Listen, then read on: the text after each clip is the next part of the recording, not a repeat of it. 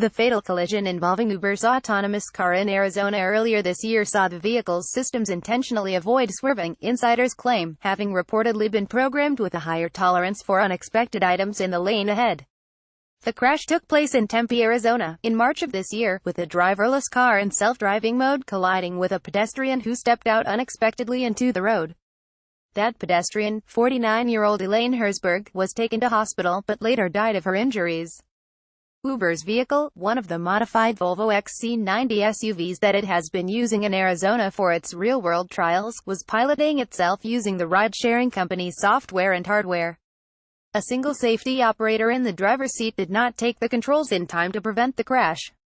The National Transportation Safety Board is working on an investigation, but two sources tell the information that a preliminary conclusion within Uber has already been reached.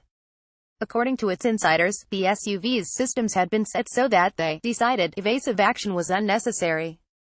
That, it suggested, could be because Herzberg's presence in the road along with her bicycle was deemed false positive. That might normally be a plastic bag, leaves, papers, or some other obstacle the car could safely ignore.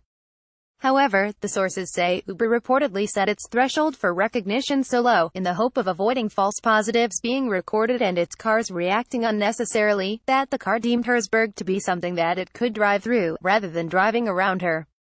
Uber, in a statement, declined to comment specifically on the report. "We are actively cooperating with the NTSB in their investigation," the company said. "Out of respect for that process and the trust we've built with NTSB, we can't comment on the specifics of the incident.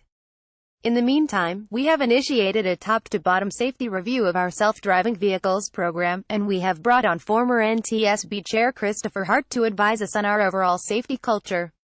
Our review is looking at everything from the safety of our system to our training processes for vehicle operators, and we hope to have more to say soon."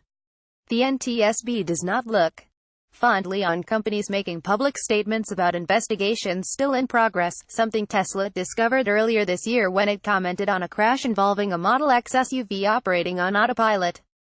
The NTSB responded by removing Tesla as a party to the investigation, its way of describing companies cooperating as potential experts, while Tesla, in turn, said it would complain to the U.S. Congress about the organization's actions. The leaks about Uber's crash hardly come at a good time. Earlier reports have suggested that the company had been scaling back on both hardware and human personnel involved in the testing, potentially in the attempt to find a lowest possible level of technology needed in order to make autonomous driving practical. In March, a report suggested Uber had cut the number of lidar laser rangefinders on its prototype cars, the sensors which are used to build real-time 3D maps of the world around the vehicle. Since the crash, Uber's autonomous fleet has been benched while the investigation is ongoing. It also opted not to renew its self-driving vehicle testing permit in California.